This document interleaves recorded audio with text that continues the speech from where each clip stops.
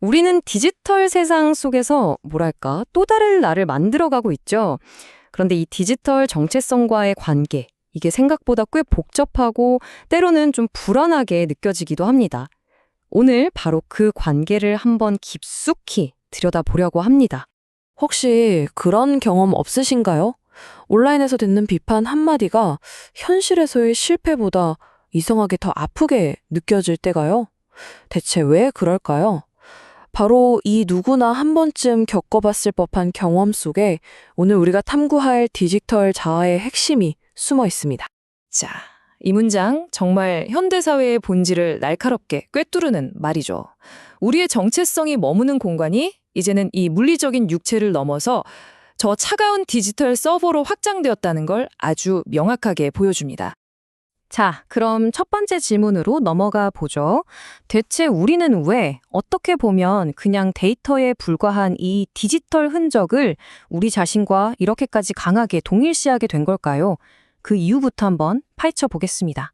생각해보면 우리의 정체성이란 게 단순히 나이나 성별, 외모 같은 물리적인 꼬리표에만 묶여있지 않다는 생각은 사실 꽤 오래전부터 있었죠. 바로 이 지점이 우리가 디지털 자아라는 개념을 받아들일 수 있는 어떤 토대가 되어줍니다. 그렇다면 말이죠. 우리가 매일 보는 이 프로필 사진은 뭘까요? 또 이 수많은 계정들은요? 우리가 쌓아가는 데이터는 또 어떤 의미를 가질까요? 이 질문들을 따라가다 보면 자연스럽게 우리의 초점이 물리적인 자아에서 디지털 자아로 옮겨가게 될 겁니다. 네, 그렇다면 정말 궁금해지죠. 어떻게 단순한 정보였던 이 픽셀 덩어리가 나라는 정체성이 될 수 있는 걸까요? 이 놀라운 전환의 메커니즘을 설명하기 위해 이제부터 아주 중요한 핵심 개념 하나를 살펴보겠습니다.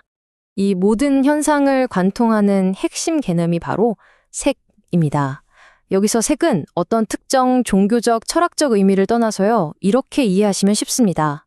바로 우리가 현실이라고 인지하고 또 확신하게 되는 모든 감각적, 인지적 대상, 이걸 색이라고 부르는 겁니다.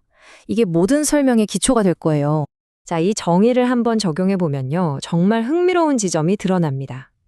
방금 전까지만 해도 좀 추상적으로 들렸던 이 색이라는 개념이 놀랍게도 프로필 사진, 팔로워 수, 심지어는 댓글 같은 아주 구체적이고 익숙한 디지털 요소들에 그대로 적용된다는 사실이죠. 이 모든 게 우리가 현실의 일부로 받아들이는 색의 한 형태라는 겁니다.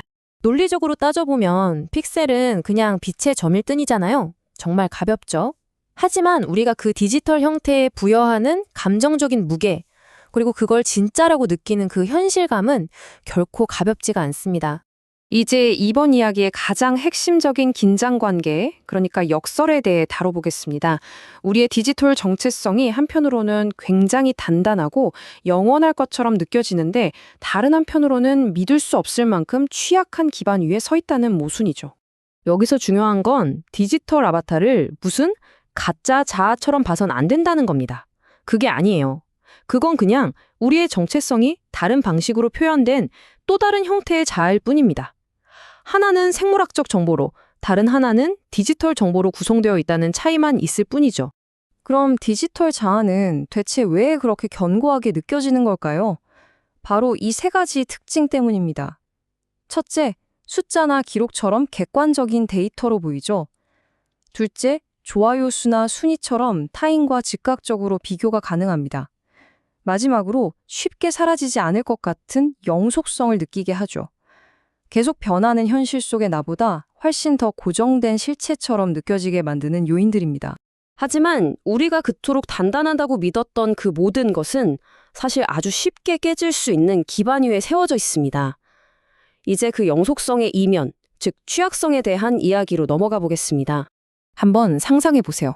어느 날 갑자기 내 계정이 정지되고 수년간 쌓아온 모든 기록이 한순간에 삭제된다면 어떨까요?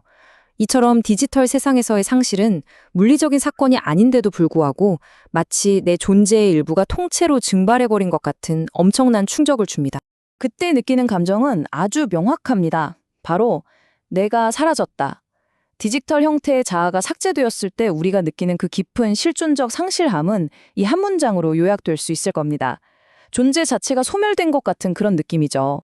자, 그럼 이제 마지막으로 이 복잡한 디지털 세계를 어떻게 항해해야 할지에 대한 실질적인 관점을 한번 제안해 보겠습니다. 문제 제기를 넘어 해결책을 모색하는 단계로 나아가는 거죠. 여기서 해결책이란 건 디지털 세계를 완전히 떠나자는 게 아닙니다. 그건 불가능하죠.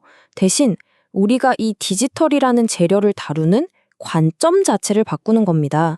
마치 화가가 팔레트 위에 물감을 도구로 사용해서 그림을 그리듯이 말이죠. 온라인상에 나와 상호작용하는 새로운 생각의 틀은 이렇습니다. 첫째, 계정을 나 자신이 아니라 도구로 보는 겁니다.